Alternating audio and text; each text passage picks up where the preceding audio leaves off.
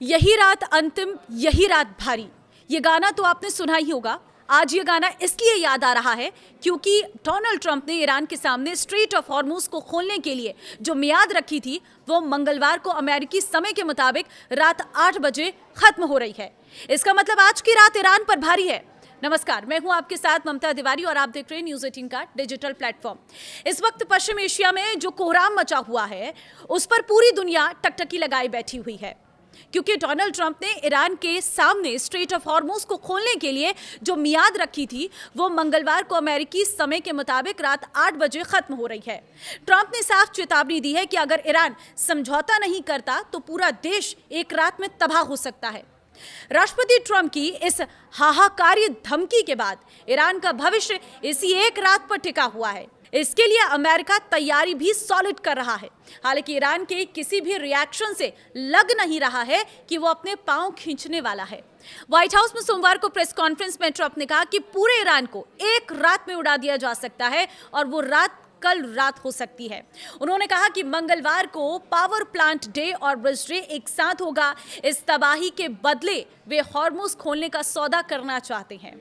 Iran को दी गई इस धमकी में साफ कहा गया है कि अगर स्ट्रेट ऑफ हॉर्मुज नहीं खुला तो ईरान में बम बरसाते वक्त उनके विमान, नागरिक ठिकाने और इंफ्रास्ट्रक्चर भी नहीं दिखेंगे।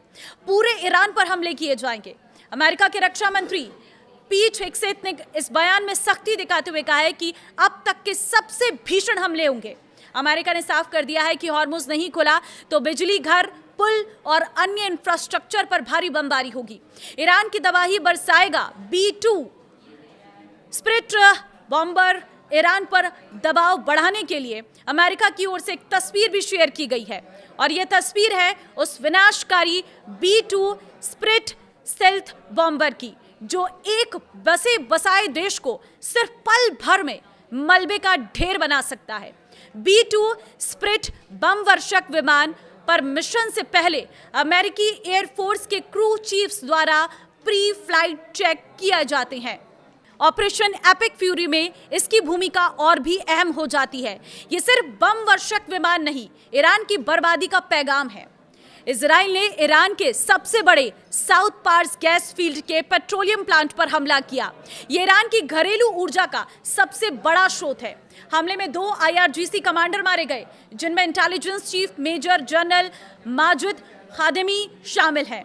इजरायली रक्षा मंत्री इजराइल काटस ने साफ किया है कि वो एक एक करके सबको मारेंगे और IDF ने अपने हमलों की नई लहर भी शुरू कर दी और तेहरान के 3 एयरपोर्ट बहारम, मेहराबाद और अजियामेश पर बारूद बरसाई हैं जिसमें दर्जनों हेलीकॉप्टर और विमान नष्ट हो गए हैं। इस तबाही के पीछे ईरान का सख्त रुख ही है। ईरान ने 45 दिनों के सीज फायर प्रस्ताव को ठुकरा दिया है। तेहरान का कहना है कि वो सिर्फ स्थायी शांति चाहता है, स्थायी ठहराव नहीं। ईरान की ओर से पाकिस्तान के जरिए 10 सूत्रीय जवाब भेजा गया है जिसमें युद्ध के बाद पुनर्निर्माण और प्रतिबंध हटाने की मांग शामिल है। ईरान के काहिरा मिशन प्रमुख मोहम्मद फरदौसीपुर ने कहा है कि ईरान सिर्फ उस समझौते को मानेंगे जिसमें हम पर फिर हमला ना हो। ईरान का कहना है कि उसे ट्रंप पर भरोसा नहीं है। वे 45 दिन में नए हमलों की तैयारी कर सकते हैं। ऐसे में वो इस तरह समझौते को तवज्जो नहीं देता है। आज की रात ईरान पर भारी है। ट्रंप ने कहा है कि हॉर्मुज खोलना उसकी सबसे बड़ी प्राथमिकता है। यह दुनिया के 20% तेल का रास्ता है।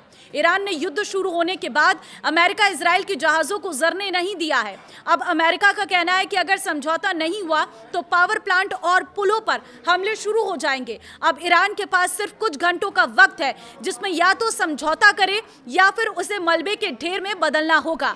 भले ही संयुक्त राष्ट्र ने कहा है कि नागरिक इंफ्रास्ट्रक्चर पर हमला अंतर्राष्ट्रीय कानून का उल्लंघन है, लेकिन अमेरिका पीछे नहीं हटेगा। अल्टीमेटम खत्म होने के बाद आज रात ईरान पर अमेरिका इजराइल का हमलों का सैलाब आ सकता है। ट्रंप ने साफ किया है कि बहुत कम टारगेट सुरक्षित रहेंगे। ईरान अभी भी मिसाइल और ड्रोन हमले जारी रखे हुए हैं, लेकिन अमेरिका इंतजार कर रहा है बड़ी तबाही का। क्या आपको लगता है आज ये बड़ी तबाही होगी? मुझे कमेंट के जरिए अपनी राय जरूर दें और इस वीडियो को शेयर कर दें क्योंकि आज की रात बहुत भारी है।